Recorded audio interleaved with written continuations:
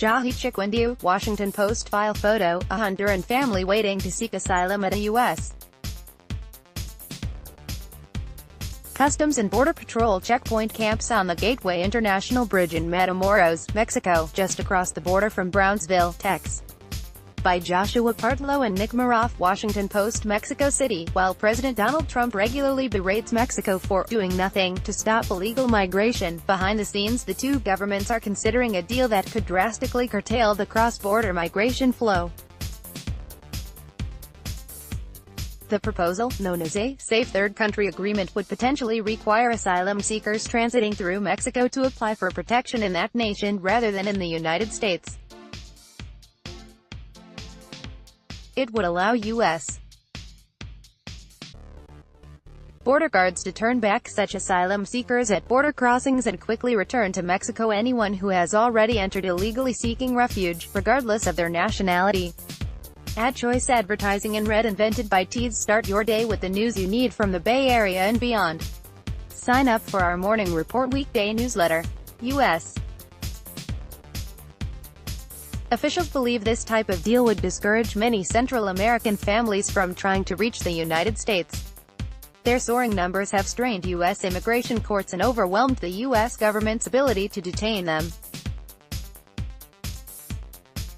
The Trump administration says the majority are looking for jobs, rather than fleeing persecution, and are taking advantage of American generosity to gain entry and avoid deportation.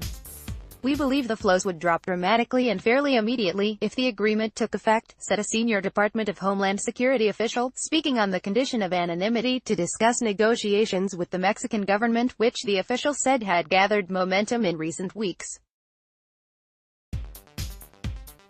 The proposed agreement has divided the Mexican government and alarmed human rights activists who maintain that many of the migrants are fleeing widespread gang violence and could be exposed to danger in Mexico.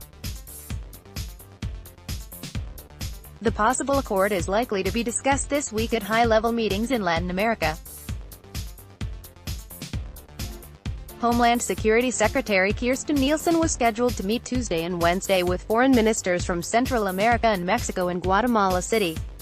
Secretary of State Mike Pompeo is due to visit Mexico City on Friday. On the surface, such an agreement would appear difficult for Mexico. The number of Central Americans claiming asylum in Mexico has risen sharply in recent years, and many analysts warn that the country does not have the capacity to settle fresh waves of people. Last year, Mexico's refugee agency failed to attend to more than half of the 14,000 asylum applications it received, according to Mexico's National Human Rights Commission. Critics of the plan say that President Enrique Peña Nieto's government should not reach a deal at a time when the Trump administration has used tactics such as separating migrant parents from their children at the border. It's ridiculous, said one Mexican official who was not authorized to comment publicly and spoke on the condition of anonymity. Nobody really knows what it is we're getting in return. Even so, some Mexican officials have warmed to the idea. They argue that requiring Central Americans to apply for asylum in Mexico would undercut the smuggling networks that charge fees of $10,000 or more for a journey from Central America to the United States. The senior DHS official said the U.S.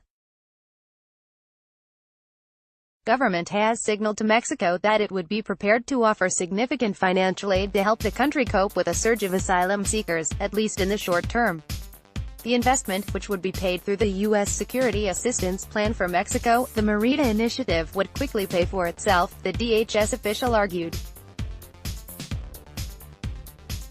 Look at the amount of money spent on border security, on courts, on detention and immigration enforcement, the senior official said. It'd be pennies on the dollar to support Mexico in this area. Such an agreement could also allow Mexico's government to develop its capacity to settle asylum seekers and improve its battered international reputation by taking a public stance in favor of human rights, according to supporters. Mexico is interested in addressing the fact that both the United States and Mexico have experienced a significant increase in the number of asylum and refugee requests, and that a large number of Central American nationals enter Mexico with the intent to reach the United States. Geronimo Gutierrez, Mexico's ambassador to Washington, said in an emailed statement. We have engaged the U.S. government in conversations about this matter in order to identify possible areas of cooperation, but we have not reached any conclusion. The U.S. government has had a Safe Third Country agreement with Canada since 2004, preventing migrants from transiting through that country to apply for asylum in the United States. But violence has reached record levels in Mexico, and the border states are particularly dangerous, which could put migrants at risk if U.S. authorities began busing Central Americans back into Mexico. State Department's travel advisories warn U.S. citizens against visiting parts of Mexico, including the border state of Tamaulipas. Violent crime, such as homicide, kidnapping, carjacking, and robbery, is widespread in the state, a warning from March said.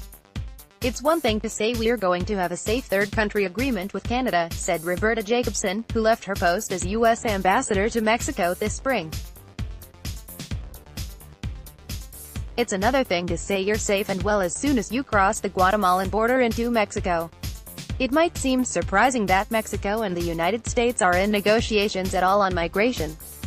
Relations between the countries have slumped to their lowest point in years, with the United States threatening to dump the North American Free Trade Agreement and Mexico leading a push recently at the Organization of American States to condemn the Trump administration's family separation practices as cruel and inhumane. But DHS officials believe they have a window to secure a deal in the lame duck phase of Peña Nieto's administration, which ends on deck 1. Some on the Mexican side see such an accord as a possible valuable chit in broader negotiations over tariffs and the future of North American free trade. Under U.S. asylum laws, applicants can generally make a claim only once they are on American soil. That can occur at an airport or a land or sea port of entry and is known as an affirmative asylum claim.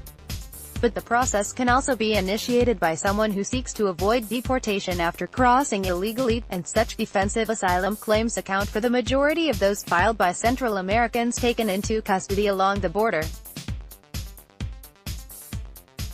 The courts received 119,144 defensive asylum applications in 2017, up from 68,530 in 2016 and just 13,214 in 2008.